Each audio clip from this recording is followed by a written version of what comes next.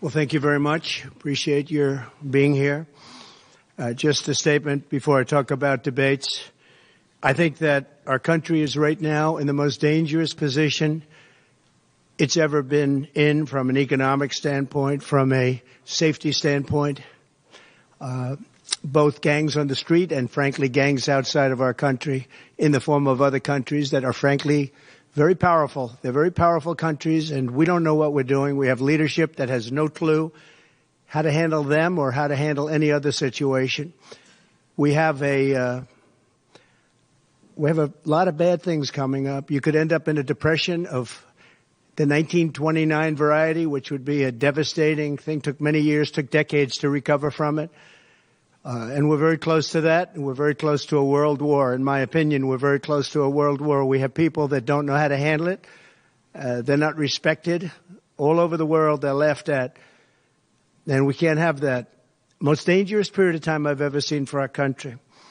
With that being said, we have somebody that hasn't received one vote for president, and she's running. And that's fine with me. But we were given Joe Biden, and now we're given somebody else. And I think, frankly, I'd rather be running against the somebody else. But that was their choice. They decided to do that because Kamala's record is horrible. She's a radical left person at a level that nobody's seen. She picked a radical left man that is, he's got things done that he has positions that are just it's not even possible to believe that they exist. He's going for things that nobody's ever even heard of. Heavy into the transgender world, heavy into lots of different worlds having to do with safety. He doesn't want to have borders. He doesn't want to have walls. He doesn't want to have any form of safety for our country. He doesn't mind people coming in from prisons, and neither does she, I guess, because she couldn't care less. She's the border czar. By the way, she was the border czar 100%. And all of a sudden, for the last few weeks, she's not the border czar anymore, like nobody ever said it.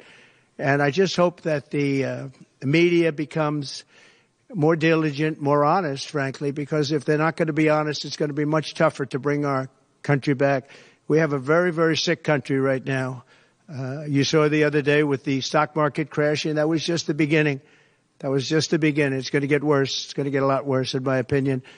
And fortunately, we've had some very good polls over the last fairly short period of time. Rasmussen came out today. We're substantially leading, and others came out today that we're leading, and in some cases substantially. I guess MSNBC came out, or CNBC came out also with a poll that has us leading. And leading fairly big in swing states. In some polls, I'm leading very big in swing states because they want safety. People want safety. They want security. They want respect all around the world for our country. They don't want this horrible culture that is developing, a culture of no common sense. It's really a culture of no common sense, and it's not what anyone wants. We want to have a safe country. We want to have a strong military. We want low interest rates, and we want to be able to have the American dream. We want to be able to have our youth be able to buy homes, housing, get good jobs. And we're really just at the opposite right now. It's so sad to see. But as a border czar, she's been the worst border czar in history, in the world history.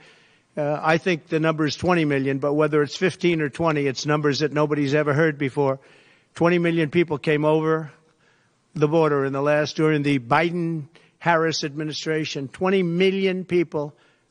And it could be very much higher than that. Nobody really knows what the number is. Nobody knows. Nobody has a clue. And the gotaways, they call them the gotaways. The gotaways are at numbers. Somebody was quizzing me on it the other day. No, I don't think so, sir. I don't think so. They have no idea what those numbers are. But they're much higher than you would think. Just like far more people were killed in the Ukraine-Russia war than you ever report. Just like the October 7th would have never happened. Russia would have never hit Ukraine had the election result been called differently. It was a very bad call, but Russia would not have attacked Ukraine. October 7th in Israel would have never happened. You wouldn't have inflation. A lot of great things would have happened, but now you have millions and millions of dead people. and you have people dying financially because they can't buy bacon, they can't buy food, they can't buy groceries, they can't do anything. And they're living horribly in our country right now. With all of that being said, I think it's very important to have debates. And we've agreed with Fox on a date of September 4th. We've agreed with NBC, fairly full agreement, subject to them, on September 10th. And we've agreed with ABC on September 25th.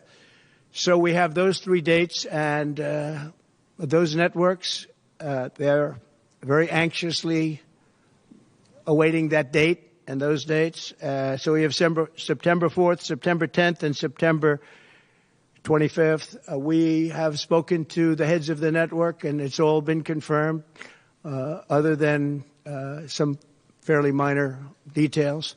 Audience, some location, which city would we put it into, but all things that will be settled very easily, I think it'll be very easy.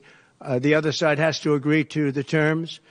They may or may not agree. I don't know if they're going to agree. She hasn't done an interview. She can't do an interview. She's barely competent, and she can't do an interview. But I look forward to the debates because I think we have to set the record straight. Why is it that millions of people were allowed to come into our country from prisons, from jails, from mental institutions, insane asylums, even insane asylums? It's a mental institution on steroids. That's what it is. When you see the people that are coming into these are institutions that are being emptied out, not in South America, all over the world, including South America, all over the world. Prisons are being emptied out into our country because we have a president that's the worst president in the history of our country. We have a vice president who is the least admired, least respected, and the worst vice president in the history of our country. The most unpopular vice president, and because of political reasons or because of being politically correct, even though she never received a vote. Don't forget, she was the first one defeated, as I remember it, because I watched it very closely, but she was the first one. She never made it to Iowa, the first state. She never made it to Iowa. She was the first one that was defeated. She was the nastiest to him. She was nasty with calling him a racist and the school bus and all of the different things. She was very nasty to Biden.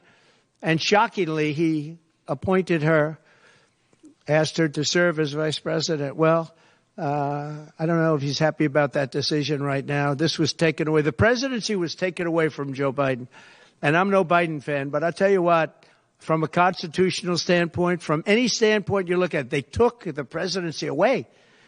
And people were saying he lost after the debate. He couldn't win. Well, I don't know that that's true necessarily. But whether he could win or he couldn't win, he had the right to run. And they took it away. They said they're going to use the 25th Amendment. They're going to hit you hard. Either we can do it the nice. I know exactly because I know a lot of people on the other side, believe it or not. And they said, we'll do it the nice way or we'll do it the hard way. And he said, all right. So they've really taken, what they've done is pretty incredible. And now I'm running against somebody else and we're leading. So I'm not complaining. I'm saying for a country with a constitution that we cherish this constitution. To have done it this way is pretty severe, pretty horrible. You would have thought they would have gone out to a vote. They would have had a primary system. They would have done something, but to just take it away from him, like he was a child. And he's a very angry man right now. I can tell you that. He's not happy with Obama, and he's not happy with Nancy Pelosi, crazy Nancy. She is crazy too. She's not happy with any of the people that told him that you've got to leave. He's very unhappy, very angry. And I think he also blames her. He's trying to put up a good face, but it's a very bad thing in terms of a country when you do that. I'm not a fan of his, as you probably have noticed. And he had a rough debate, but that doesn't mean that you just take it away like that. Or you go out to a vote, you do something. He had 14 million votes. She had no votes. She got no votes. And I think she's crashing. I think when people find out, and I think people are starting to find out what a bad job she did, what a bad job she did on the border. She's trying to say she had nothing to do with the border. She had everything. She was appointed to head the border. And then they said border czar. Oh, she loved that name. She loved that name. But she never went there. She went to a location once along the border, but that was a location that you would love to go and have dinner with your husband or whoever. That was a location that was not part of the problem. That was not really going to the border. So essentially, she never went to the border. And if you listen to Tom Holman, if you listen to the great border people, Brandon Judd from Border Patrol, if you listen to Paul, I mean, so many different people. I speak to them all the time. And I did when I was president. We had the best border in the history of our country. Now we have the worst border in the history of the world. Millions of people coming in. And our country cannot sustain it. Our country is going down because of this, because of incompetent people. So I just look forward to these debates. I think it's very important that we have them. I hope she agrees to them. September 4th, September 10th, September 25th. And I think they'll be very revealing. I think they'll be very revealing. Do you have any questions, please? How have you recalibrated your strategy to compete against terrorists? I haven't recalibrated strategy at all. It's the same policies, open borders, weak on crime. I think she's worse than Biden because he got forced into the position. She was there long before. She destroyed San Francisco. She destroyed California as the AG. But as the DA, she destroyed San Francisco. A friend of mine, Bob Tisch, all know the Tisch family. He was in many cities with companies. He said the greatest city in the country is San Francisco. That was about 20 years ago. And he passed away a while ago, and he would be looking down and said, what happened? He thought it was the best city in the country. He had divisions there, lows. And he would be looking down in horror now when he sees she destroyed no cash bail, weak on crime. She's terrible. And yet they weaponized the system against me. They have me. I got so many lawyers. Now they want to delay cases. I won the big case in Florida. I won the big case. Nobody even wrote about it. The big case, the judge was a brilliant judge. And all they do is they play the ref with the judges. But this judge was a fair but brilliant judge. And as you probably heard, the big documents case, I won it. Now, Biden lost it because he didn't have presidential immunity. He didn't have the Presidential Records Act. He lost it. But the I call it prosecutor, special counsel, special prosecutor to me, he, appointed by him and appointed by Garland, he said the man's incompetent. He can't stand trial, but he can run for president. But we no longer have to worry about that because we have somebody that, in my opinion, is more incompetent. She couldn't pass her bar exam and lots of other things. And she should not be in a position because if she becomes president, our country is going to be a giant fail. It's going to fail. It's going to be a failure the likes of which this world has never seen. Yeah, please. No, how about you?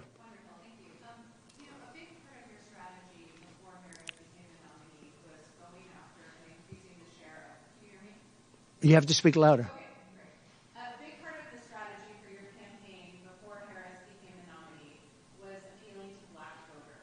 Yeah. That you were really going after. In polls, we really see Harris gaining ground with that group. And I'm wondering how you are going to go after black voters now that she's the nominee and really winning them over. Well, it changes around a little bit. I'm getting other voters. Perhaps, I was doing very well with black voters, and I still am. I seem to be doing very well with black males.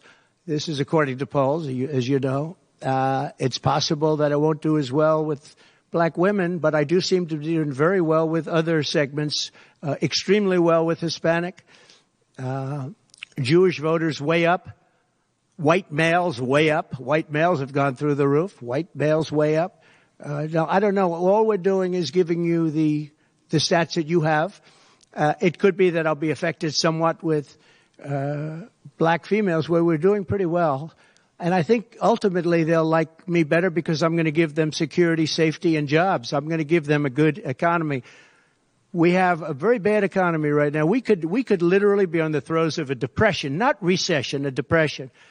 And they can't have that. They can't have that. So I think I'm going to do well with everybody, especially when the facts are right. Yeah, please, in the back. You're now leading the Jewish voters in your home state of New York. With that being said, what do you make of Kamala Harris not picking Josh Shapiro as her lead? Well, I don't know. I know Josh Shapiro. He's a terrible guy, and he's not very popular with anybody. I think that this election maybe is better than Josh Shapiro would have been. But I think other than Josh Shapiro, I think she had some good choices. But Josh Shapiro is not one of them. He's caused a lot of damage with a lot of people. And I don't think he would have been better. I think he would have been maybe the equivalent, maybe not as good. But they had some people that they were looking at that were good, far superior to her. They actually had a story where they had everybody, including, they had like 10 people that she was looking at and her. And they said she was the worst of all. In other words, she was the worst out of the 10 people and her.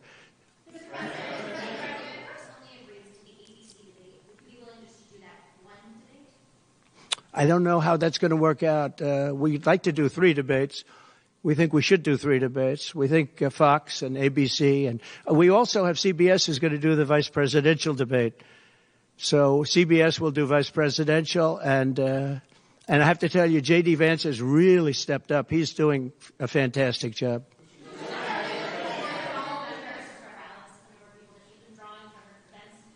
Say it. Are you worried at all about the size of Harris's crowds? Oh, give me a break. Listen. I had 107,000 people in New Jersey. You didn't report it. I'm so glad you asked. What did she have yesterday? 2,000 people? If I ever had 2,000 people, you'd say my campaign is finished. It's so dishonest, the press. And here's a great example. I had in Michigan recently 25,000 people, and 25,000 people we just couldn't get them in. We had in Harrisburg 25,000 people, and 20,000 people couldn't get in. We had so many. Nobody ever mentions that. When she gets 1,500 people, and I saw it yesterday on ABC, which they said, oh, the crowd was so big.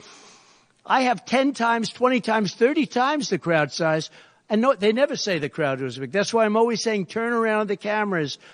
I'm so glad you asked that. I think it's so terrible when you say, well, she has 1,500 people, 1,000 people, and they talk about, oh, the enthusiasm. Let me tell you, we have the enthusiasm. The Republican Party, and me as a candidate, but the Republican Party has the enthusiasm because people want to see crime stopped. They want to see a country that's respected. Think of it. If I were president, you wouldn't have Russia and Ukraine, where it never happened. 0 chance. You wouldn't have had October 7th of Israel. You wouldn't have the horrible withdrawal. And I don't mean the withdrawal because the withdrawal was fine. I was ready to withdraw from Afghanistan, and we were going to do it with dignity and strength. And we were keeping our equipment. We weren't leaving $85 billion worth of equipment behind. And we wouldn't have had 13 great soldiers. I know the families of those soldiers well. We wouldn't have had these soldiers killed. And we wouldn't have had 45 soldiers obliterated. No legs, no arms, the face. None of that would have happened. And you wouldn't have had inflation. You wouldn't have had any inflation because inflation was caused by their bad energy problems. Now they've gone back to the Trump thing because they need the votes. I don't know if you know, they're drilling now because they had to go back because gasoline was going up to $7, $8, $9 a barrel. So they said, we better do what Trump. But the day after the election, if they won, you're going to have fuel prices go through the roof. Everybody's going to be forced to buy an electric car, which they're not going to do because they don't want that. It's got a great market. It's got a market. It's really a sub-market.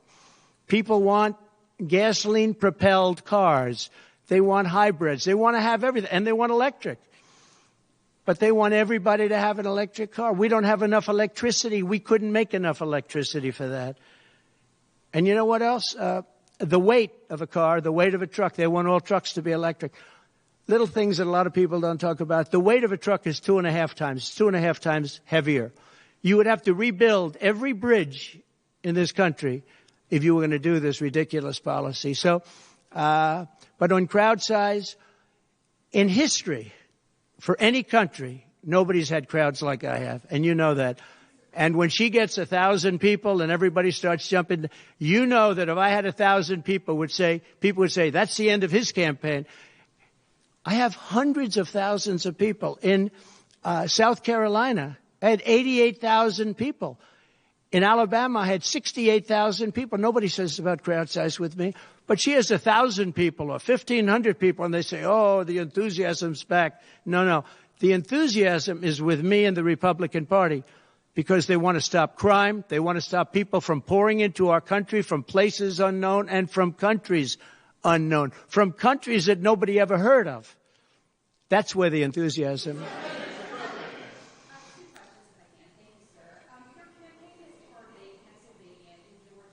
Yeah. Get those two, you could seal the deal. That's what they say. How important is it to you, and is it salvageable for you to be able to repair the relationship with Governor Kemp? I don't know if I can or not. I got him elected. Without me, he wouldn't be governor. I got him elected. He was doing terribly. I got him elected. With that being said, I hope we can repair it, but if we don't, the people are still the people, and they're going to vote. We're leading in Georgia by a lot. We're leading in Pennsylvania by a lot. So, but I don't know. Now in Pennsylvania, I have great relationships. In Georgia, I do too, but unfortunately not with the governor. I've never understood it. When you get somebody elected, they're supposed to like you. He's not exactly, for some reason, and you'll have to ask him about that. Yeah, I'd love to see it get repaired. I think that if we don't win Georgia, Georgia is a big win, is a big state. So I won Alabama by a record. Nobody's ever gotten that many votes. I won South Carolina by a record. You don't win Alabama and South Carolina by records and lose Georgia. It doesn't happen. And the people of Georgia understand that. There was tremendous anxiety and problems in Georgia. A lot of people say, what happened?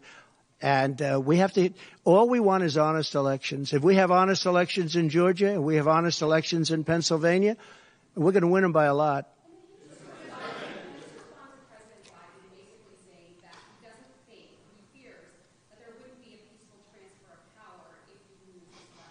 Well, he actually said it two ways. First, he said it incorrectly, then he corrected himself. Do you agree with that, right? You know, if you watch him. He said it two ways.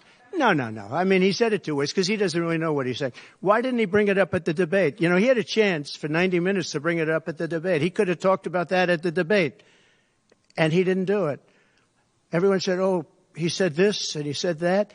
He's just, you know, they give him something to read off. He read it very badly because he actually said it the opposite. Then he had to go back and correct himself. He said the opposite.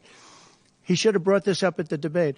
If he had a problem, of course there'll be a peaceful transfer. And there was last time, and there'll be a peaceful transfer. I just hope we're going to have honest elections. That's all. Okay? You have not had a public campaign event for nearly a week now, currently in Montana, which is not a swing state. Some of your allies have expressed concern that you're not taking this race seriously, particularly... What a stupid question this is. Because I'm leading by a lot and because I'm letting their convention go through, and I am campaigning a lot. I'm doing tremendous amounts of taping here. We have commercials that are at a level I don't think that anybody's ever done before. Plus, in certain cases, I see many of you in the room where I'm speaking to you on phones, I'm speaking to radio, I'm speaking to television. Television's coming over here. Excuse me, what are we doing right now? She's not doing any news conference. You know why she's not doing it? Because she can't do a news conference. She doesn't know how to do a news conference. She's not smart enough to do a news conference. And I'm sorry, we need smart people to lead this country because our country's never been in this danger before, both economically and from an outside perspective. Russia doesn't respect us anymore. China doesn't respect us anymore. North Korea, Kim Jong-un, liked me a lot. He doesn't like this group. We are in great danger. We're in great danger of being in World War III. That could happen. No, after their convention, yeah. And I'm going out to certain places to help certain senators get elected. Not even for me. I'm trying to help when I go out to Wyoming or when I go out to Montana, or I'm going to different places to help people. And I don't have to go there because I'm leading those states, as you know, by 35, 40, 50 points. I'm leading by record numbers. I'm going because I want to help senators and congressmen get elected. Congressmen and women get elected. Yes, please. Yeah, go ahead. Mr. President, can you tell us a bit more about your upcoming interview with Elon Musk? The upcoming what? Interview with Elon Musk on Monday. Oh, yeah. Reports now saying that the Chinese Communist Party can use the American social media platforms to spread its propaganda. What do you think is the Yeah, the Elon Musk. So, yeah, sure. So Elon called me. As you know, he endorsed me full-throated. Great endorsement. I respect Elon a lot. He respects me. And not easy for him to endorse, to be honest with you. You know, it takes courage to endorse people. Many people have courage and many people don't. He does have courage. And Elon endorsed me, and he asked me whether or not I'd do a show on Monday, and I think it's going to be Monday night. And I believe he's the host of the show. So it'll be very interesting. A lot of people are talking about it. I look forward to it. That'll be done on Monday night. And just a question, what do you think social media companies in America should do to combat potentially misinformation spread by the Chinese people? Well, you have a lot of misinformation spread about China, and you have a lot of misinformation spread about a lot of different places. I think I'm going to get along great with China. President Xi of China and I were very good friends. We met right here, right in that, except we had a beautiful sofa there as opposed to what we have right now. Right now we have you. But President Xi and I had a very good relationship until COVID. And I held him responsible for COVID. It broke up our relationship. But I think we're going to have a great relationship. And I think it's going to be mutually beneficial. But we cannot have it where China is taking advantage of the United States. And that's what they were doing, as you very well know. Yes, please. Mr. President, you just said that there was a peaceful transfer of power last time when you left office. You didn't see January 6th as a violent attack. How is that a peaceful transfer of power? What's your question? My question is, you think the last time there was a peaceful transfer of power when you left office? No, I think the people that, if you look at January 6th, which a lot of people aren't talking about very much, I think those people were treated very harshly. When you compare them to other things that took place in this country where a lot of people were killed, nobody was killed on January 6th. But I think that the people of January 6th were treated very unfairly. And they were there to complain, not through me, they were there to complain about an election. And, you know, it's very interesting. The biggest crowd I've ever spoken to, and I said peacefully and patriotically, which nobody wants to say, but I said peacefully and patriotically. The biggest crowd I've ever spoken to, and you've seen, Maggie, I was at the mall, I was at the Washington Monument, I was at the whole thing. I had crowds, I don't know who's ever had a bigger crowd than I have, but I had it many times. The biggest crowd I've ever spoken before was that day, and I'll tell you, it's very hard to find a picture of that crowd. You see the picture of a small number of people relatively going to the Capitol, but you never see the picture of the crowd. The biggest crowd I've ever spoken, I've spoken to the biggest crowds. Nobody's spoken to crowds bigger than me. If you look at Martin Luther King, when he did his speech, his great speech, and you look at ours, same real estate, same everything, same number of people, if not, we had more. And they said he had 1 million people, but I had 25,000 people. But when you look at the exact same picture, and everything's the same because it was the fountains, the whole thing, all the way back to from Lincoln to Washington. And you look at it, and you look at the picture of his crowd, my crowd. We actually had more people. They said I had 25,000, and he had 1 million people. And I'm okay with it because I liked Dr. Martin Luther King. Yeah, please. You said repeatedly on Truth Social that it was unconstitutional for the Democrats to replace President Biden with Vice President Harris as their candidate. Can you explain your constitutional analysis? Which part of the Constitution? Yeah, sure. We have a Constitution. It's a very important document, and we live by it. She has no votes, and I'm very happy to run against her. I'm not complaining from that standpoint. And I hate to be defending him, but he did not want to leave. He wanted to see if he could win. They said, you're not going to win. After the debate, they said, you're not going to win. You can't win. You're out. And at first they said it nicely, and he wasn't leaving. And then you know it better than anybody. Wait a minute. So when you think about it, they said at first they were going to go out to another vote. They were going to go through a primary system, a quick primary system, which it would have to be. And then it all disappeared, and they just picked a person that was the first out. She was the first loser, okay? So we call her the first loser. She was the first loser when during the primary system. During the Democrat primary system, she was the first one to quit, and she quit. She had no votes, no support, and she was a bad debater, by the way, very bad debater. And that's not the thing I'm looking forward to, but she was a bad debater. She did obviously a bad job. She never made it to Iowa. Then for some reason, and I know he regrets it, you do too, he picked her, and she turned on him too. She was working with the people that wanted him out. But the fact that you can get no votes, lose in the primary system, in other words, you had 14 or 15 people, she was the first one out, and that you can then be picked to run for president, it seems to me actually unconstitutional. Perhaps it's not. Please.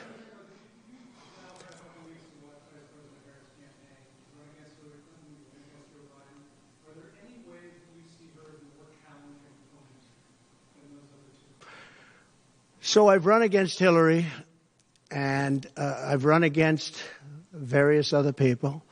I would say that in terms of intelligence, Hillary was far superior. I would say that. Hillary was smart.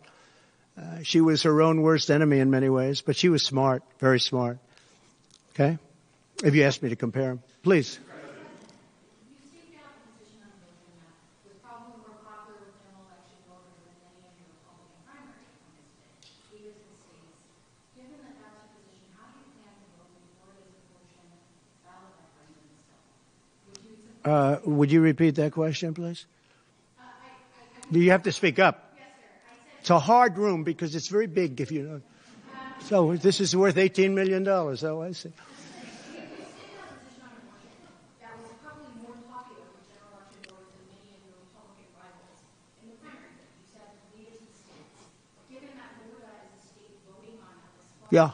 how do you plan to vote? Do you plan So I think the abortion issue has been very much tempered down, and I've answered, I think, very well in the debate, and it seems to be much less of an issue, especially for those where they have the exceptions, as you know. And I think it's when I look for 52 years, they wanted to bring abortion back to the states. They wanted to get rid of Roe v. Wade, and that's Democrats, Republicans, and independents, and everybody. Liberals, conservatives, everybody wanted it back in the states, and I did that. Now the states are voting. And frankly, some of the votes are much more, if you could say, liberal than you would think. Ohio turned out to be, they had a big vote, and it turned out to be a much more liberal standing than people would have thought. Kansas, the same thing. And then you have Texas, and you have other places where it may be different. But the issue has been brought back to the states now. And like Ronald Reagan, I believe in the exceptions for rape, incest, and life of the mother. I believe strongly. I think that that's a very important thing. I think when you have to follow your heart. But when you don't believe in the exceptions, I think it's much tougher. It's a much tougher issue. But about 82% of Republicans do believe in exceptions. I think and a lot of them are changing their mind and coming even further. I think that abortion has become much less of an issue. It's I think it's actually going to be a very small issue. What I've done is I've done what every Democrat and every Republican wanted to have done, and we brought that issue back to the states. And now the states are voting on it.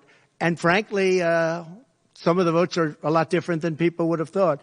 But it's the vote of the people is taking care of it. And, when you think about the Democrats are really the radical ones on this because they're allowed to do abortion on the 8th and 9th month and even after birth. If you look at your new governor from Minnesota, he's like the governor previous, the former governor. I don't want to get him mixed up because Glenn is doing a good job and he's leading our whole campaign in Virginia, Glenn Youngkin. But previous to Glenn, the governor, he said the baby will be born. We will put the baby aside and we will decide with the mother what we're going to do. In other words, whether or not we're going to kill the baby.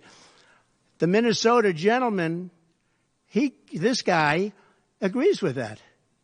He is the most liberal. Look, between her and him, there's never been anything like this. There's never been a combination. So I'll use the word progressive. They want to go progressive. They don't like the word liberal. I like liberal better. I think it's more appropriate because nobody knows what progressive means.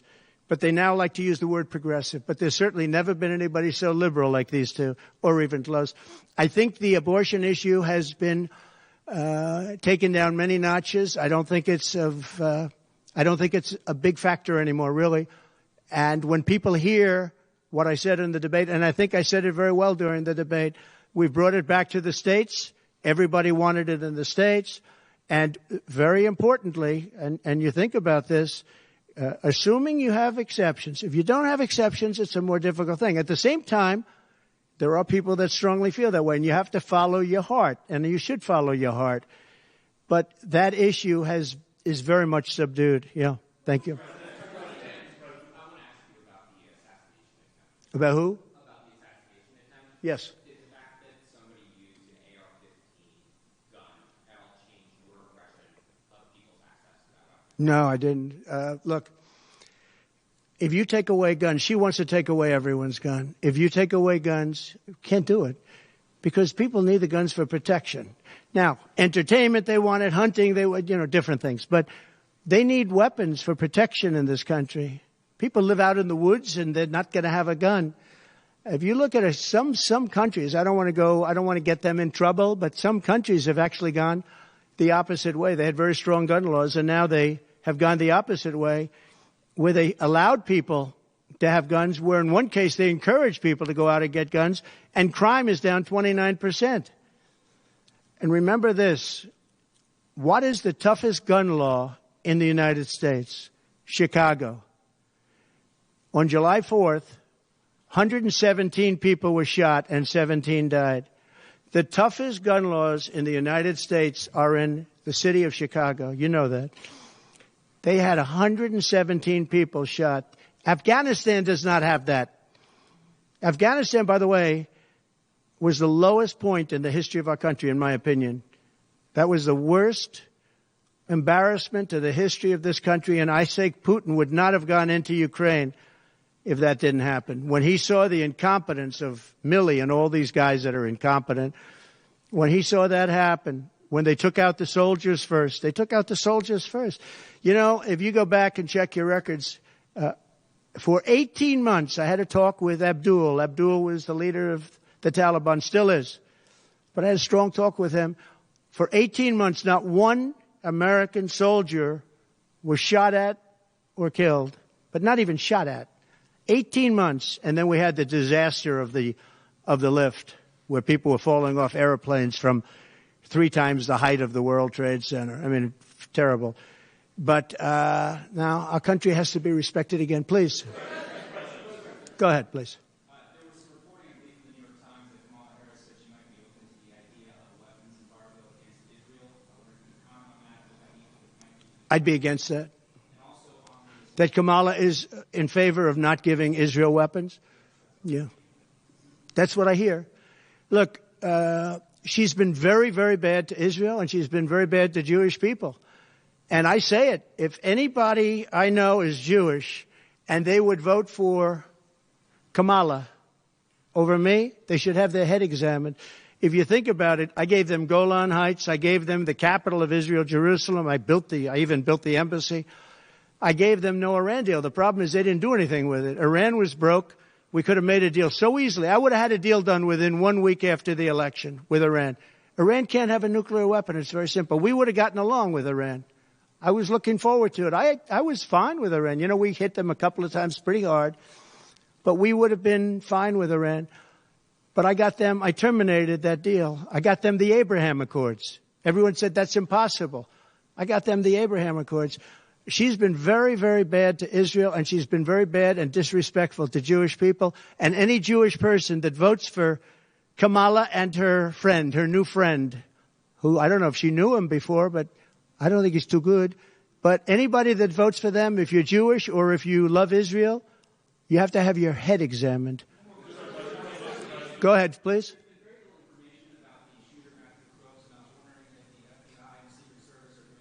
They have. The FBI came to see me about the shooter. I think they've done a very good job. And I think they did a very good job with respect to this other lunatic that they have in custody. Please. There's been some discussion around Vice President Harris's relationship with Willie Brown, Yeah. former mayor of San Francisco, and how that might have intersected with her career trajectory. So I'm just wondering if you followed that discussion at all. Well, I know Willie Brown very well. In fact, I went down in a helicopter with him. We thought maybe this is the end. We were in a helicopter going to a certain location together, and there was an emergency landing. This was not a pleasant landing, and Willie was, he was a little concerned. So I know him pretty well. I mean, I haven't seen him in years. But he told me terrible things about her. But this is what you're telling me anyway, I guess. But he had a big part in what happened with Kamala. But I don't know, maybe he's changed his tune, but he was not a fan of hers very much at that point. Do you believe Vice President Harris would certify your election victory if you win? Yeah, I do. Go ahead. How are you planning to vote on Florida's abortion referendum? On what? How are you planning to vote on Florida's abortion referendum? Well, I'm going to announce that. I'm going to actually have a press conference on that at some point in the near future, so I don't want to tell you now. But Florida does have a vote coming up on that, and I think probably the vote will go in a little more liberal way than people thought. But I'll be announcing that at the appropriate time. Please. Your tax cuts from your administration will be coming up, fairly soon and potentially expiring. I wanted to ask you specifically about the tax code favoring parents versus people who don't have children. There are a number of tax breaks. Yeah. Oh, we gave tremendous for child care and all of that. No, our tax cuts, which are the biggest in history, our tax cuts are coming due, as you know, very soon. And if the Democrats don't renew them or make it impossible to renew because it's pretty close in terms of vote, if they don't renew them, it's the equivalent of having a 4 times tax increase from what you have right now, and it'll destroy the economy. I think they're under tremendous pressure to do it. I've never seen, all my life I grow up and I watch politics, and I used to be on the other side of politics, then I run for office. But in all the years of studying politics, I've never seen people get elected by saying, we're going to give you a tax increase. These guys get up. Think of it. We're going to give you no security. We're going to give you a weak military. We're going to give you no walls, no borders, no anything. All these things they're doing. I mean, the transgender became such a big thing. But they do all of these things, but they always say, we're going to give you a tax increase. I never heard anybody campaign on a tax increase. A politician has always said, I will cut taxes. I'll give you one example. Social Security. They're going to destroy Social Security. I am going to leave Social Security. I'm not raising the years. I'm not raising the age. I will be saving Social Security, and I'm going to work it out that there's no tax on Social Security for seniors. I'm also doing no tax on tips. No tax on tips. So waiters, waitresses, caddies, people that drive cars, people that get tips who have been harassed by this government, we're going to have no tax on tips. That's a big thing.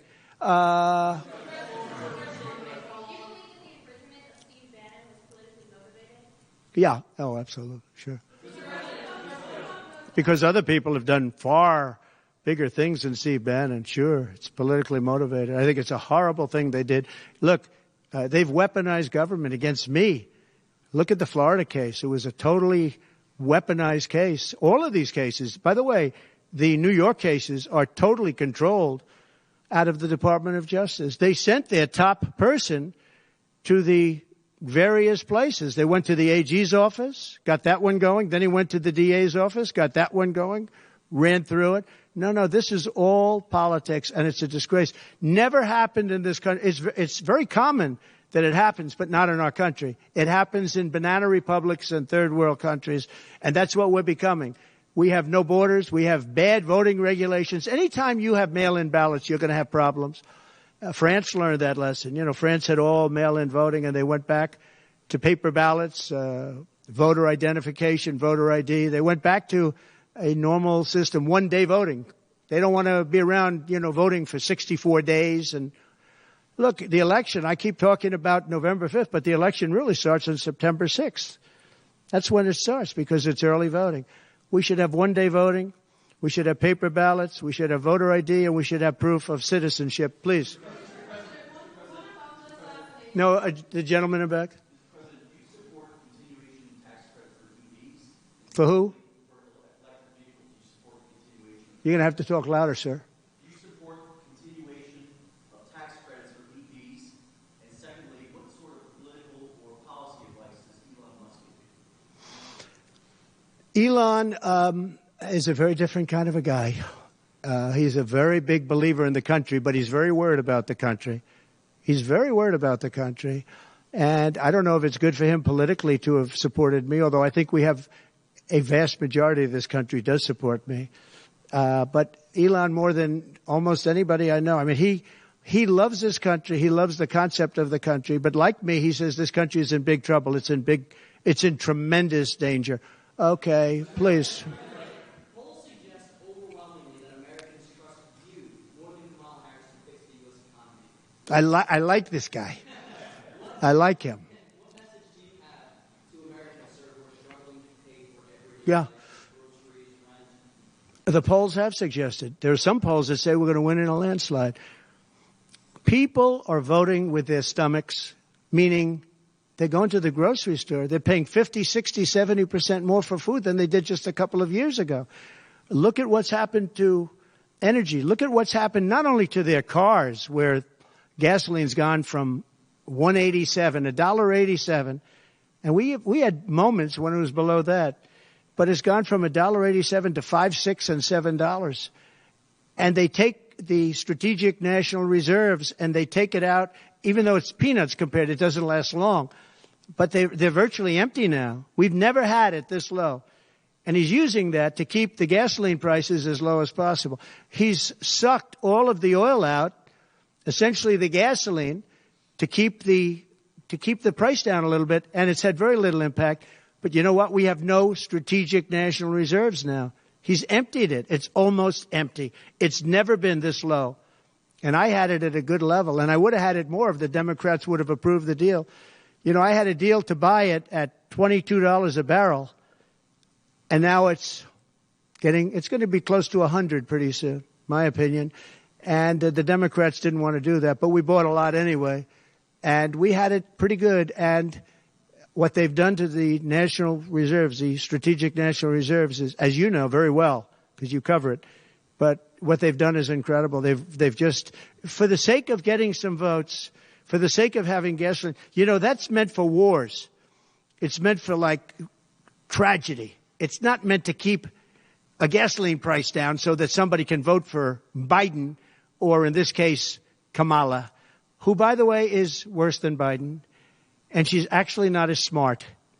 Okay? She's actually not as smart. That's hard to believe, isn't it? Yeah, please. Okay. There are other things the federal government can do, not just a ban. Would you direct your FDA, for example, to revoke access to mifepristone? That's one of the things. Sure, you could do things that would supplement, absolutely. And those things are pretty open and humane. But you have to be able to have a vote, and all I want to do is give everybody a vote. And the votes are taking place right now as we speak.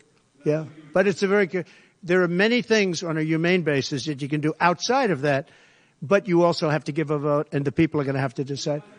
Okay, yes, please. You. On what? No, I think she's actually not as smart as he is. I don't think he's very smart either, by the way. I'm not a big fan of his brain.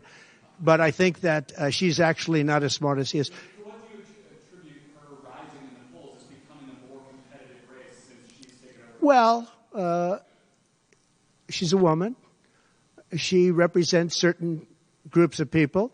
But I will say this. When people find out about her, I think she'll be much less. And I see it right now. I see her going way down in the polls now. Now that people are finding out that she destroyed San Francisco, she destroyed the state of California along with Governor Gavin Newsom. He's been a terrible governor, terrible. But they did it together. And she was early. I mean, she was the first of the prosecutors, really. You know, now you see Philadelphia, you see Los Angeles, you see New York, you see various people that are very bad. But she was the first of the bad prosecutors. She was early. Who? Would you repeat that, please? No, you. Would you repeat her, what she said? You have to speak up. This room is very louder.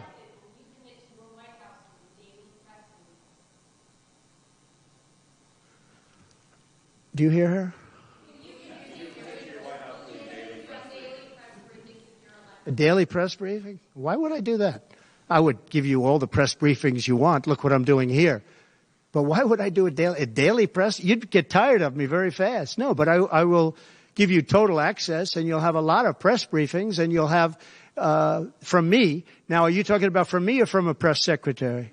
Well, yeah, probably they'll do something. If it's not daily, it's going to be a lot. You'll have more than you want.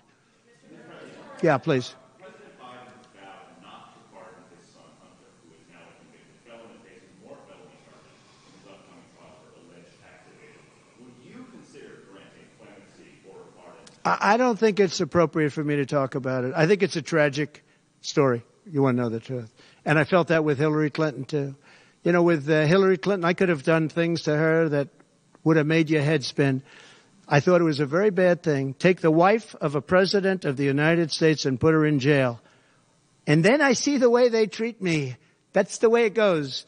But I was very protective of her. Nobody would understand that, but I was. I think my people understand it.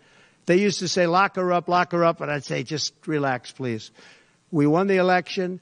I think it would be I think it would have been horrible for our country and we had her between the hammering of all of the files. And don't forget, she got a subpoena from the United States Congress. And then, after getting the subpoena, she destroyed everything that she was supposed to get. I thought it was so bad to take her and put her in jail, the wife of a president of the United States. And then, when it's my turn, nobody thinks that way. I thought it was a very terrible thing. And she did a lot of very bad things. I'll tell you what, she was pretty evil. But in terms of the country and in terms of unifying the country, bringing it back, to have taken her and to have put her in jail, and I think you know the things as well as I do. There were some pretty bad acts that she did. I think it would have been very bad for our country. And a lot of my people, a lot of the MAGA, as they call them, but the base. And I think the base is 75% of the country, far beyond the Republican Party, because we're a party of common sense, and I'm a person of common sense. I want to have low taxes. I want to have strong borders. I want to have a strong military so that China and Russia, look, they've allowed China and Russia to do the impossible combined. They're natural enemies. They always have been, because China needs more land and Russia has it. They've always been natural enemies, and because of Obama, it started with him, and then Biden, because he didn't know what the hell he was doing, they've now become one force. And then now they're adding Iran to it, and they're adding North Korea to it. Pretty powerful force. This is something that is unthinkable that they allowed to happen. Just to put a button on this, you're saying that you're not going to change your campaign strategy, you're going to keep going with the issues. But what if this so-called honeymoon period doesn't end? Oh, it's going to end. The honeymoon period's going to end. Look, she's got a little period. She's got a convention coming up. It's about policy. It's not about her. I think she's incompetent because I've watched her. She destroyed California. She destroyed San Francisco. Everything she's touched has turned to bad things. I'm not going to use foul language, but everything she's touched has turned bad. She's incompetent. The reason she's not doing what I do and she's not doing what she should be doing, she won't even do interviews with friendly people because she can't do better than Biden. Now, he had a reason for not doing well, and he was never, 25 years ago, the sharpest or brightest bulb in the ceiling. That I can tell you, okay? He wasn't. But he could do interviews at least. Not lately, he couldn't, perhaps.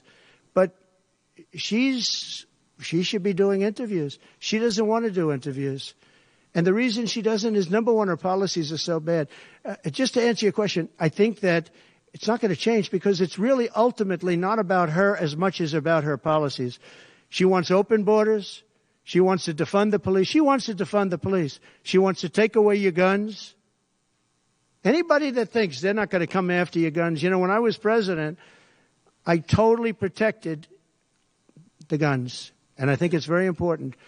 And I know I take some heat sometimes for it, but you have to have safety. You have to have, when the bad guy walks in with a gun, you got to have some way of protecting yourself. And boy, you would see crime go up at levels that you've never seen. When people say on this side of the house, this house has guns, we will use the guns, they say, let's pass. We'll go someplace else. You have to have them.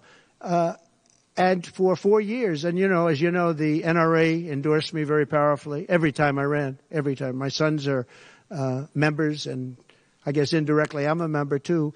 but they gave me the strongest of endorsements, and that's against very strong competition. People that felt the same way. No, you have to have that right. Our Second Amendment is a very important right, and it has to be protected. Okay, how about you? Go ahead. Yeah. So there are some of the most brilliant people on Wall Street that are saying that if President Trump doesn't win, you're going to have a depression. I happen to agree. I think that's true. Because I know how bad these people are. You know, they like to say that they did this and that. You saw the $7 trillion that they said it was me for $7 trillion. It wasn't me. It was them. They said that I had inflation. They took over 9% inflation. No, I had 1% inflation. I had actually no inflation because if you look at the categories, we had just about no inflation. But I had a very minor, I actually had a positive inflation. It was a perfect number because you don't want zero. I mean, I'm not going to give you a whole course on economics, but you don't want zero. 1%, 1.4% is great. You want a little bit because you don't want to have deflation. Deflation is in many ways even worse. I had a perfect number right around the 1% number. It was perfect. And to show you, it stayed there for 2 years. And then he did all of the different borrowings that he did. And then he did so many things wrong. Every time he would do it, I'd say, big mistake. And don't forget, they sell hats and they sell stories. Trump was right about everything. I have been right about a lot. Yes, Maggie.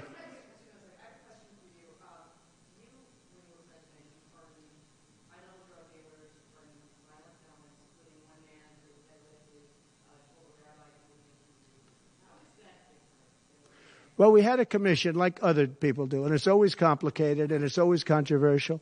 And we had commissions that, and I think of respected people, you know many of the people on the commission, and they would recommend to me certain pardons for certain people. Some people were treated very harshly. A fantastic woman, as you know, she served 24 years for being on a phone call having to do with drugs. You know who I'm talking about. She was great. And she had another 24 years to go.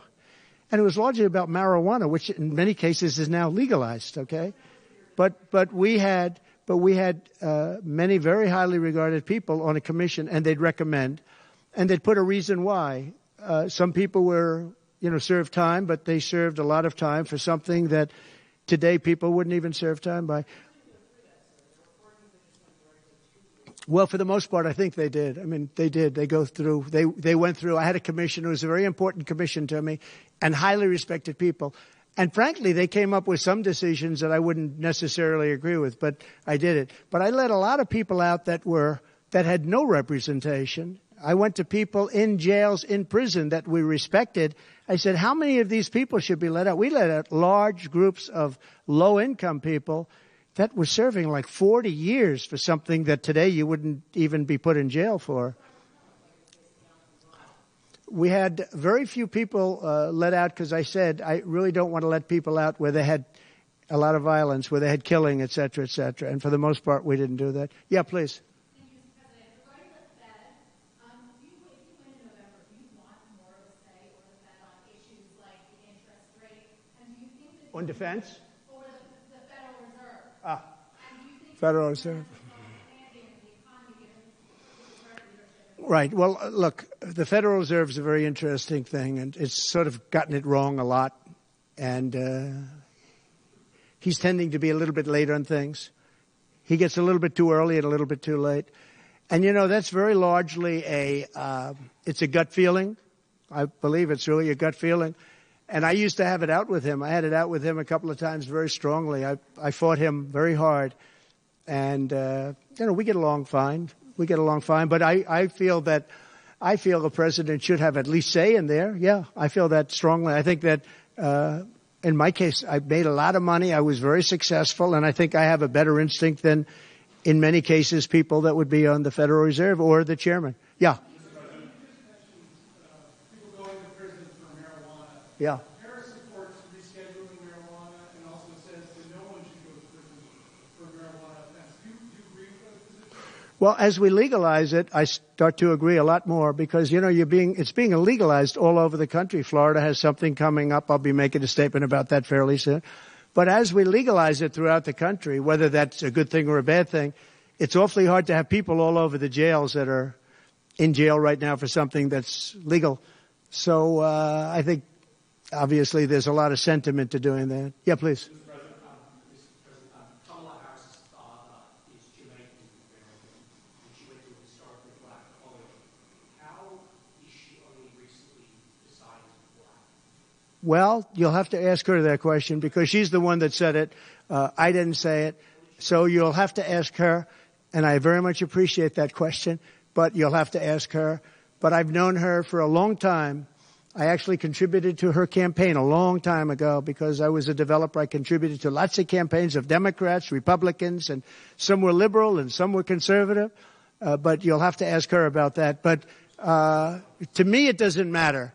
But to her, from her standpoint, I think it's very disrespectful to both, really. Whether it's Indian or black, I think it's very disrespectful to both. To me, it doesn't matter. Please, red dress. What is the assassination? Is your ear fully recovered? Is there a scar? Do you have any Yeah. Pretty much recovered, yeah. I'm a fast healer. It's a hell of a shot, but I'm a fast healer. Yeah, pretty much recovered. Do you have any hearing damage from No, it didn't hit that. I got very lucky. It just hit the lobe, as they call it. Is there a scar on your ear? Yeah, a little bit, not much. On top. A little bit. An immigration question. You've been running on the idea of mass deportation to the biggest in American history, basically. Yeah. When Senator Vance has been asked about that, he sort of suggested that really you only need to go after people who've been convicted of crime. Well, we're starting that, yeah. So what are you really talking about here? How do you pay for it? We are going to start the largest mass deportation in the history of our country because we have no choice. It's not sustainable. And we are going to start with violent criminals, and we're going to start then with criminals. And our local police is going to work with us because they know everything about the people. They know their names. They know everything about them. They know their middle name. They know their numbers. And as you know, the other side is trying. Look, for years I wondered, why are they allowing these people to come in at levels like this? It was incredible. And I said two reasons. They're either really stupid, and I don't believe they're stupid, because anybody that can cheat in elections like they cheat is not stupid. Or, in the alternative, they have bad motives or they hate our country. And I used to think they hate our country. But lately I've seen where they're trying to sign these people up to vote. And they have to stop. They cannot let illegal immigrants vote in this upcoming election. All right, one more question. Go ahead, one more. Make it a good one, please. Okay.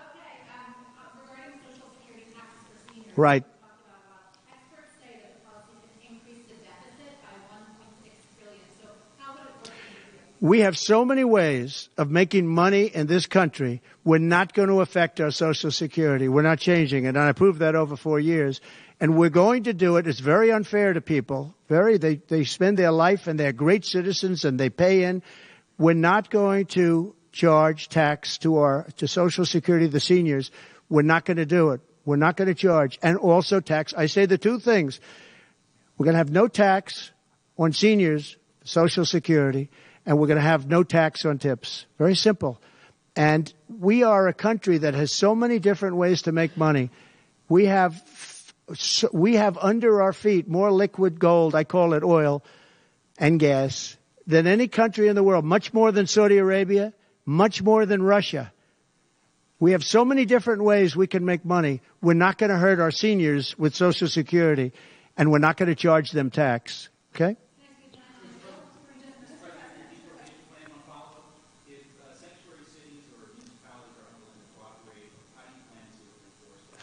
We should not have sanctuary cities. Sanctuary cities is a way of protecting criminals, and we should not have sanctuary cities. And if you go to California, and I know it well, I have property out there, great property. If you go to California and you ask the people of California, do they like the idea of sanctuary cities? They don't like it. They're tired of it. They're tired of crime. They're tired of what's happened to our country. Our country's become a crime-ridden mess, and we're going to stop it on November 5th. Thank you very much, everybody. Thank you. Thank you.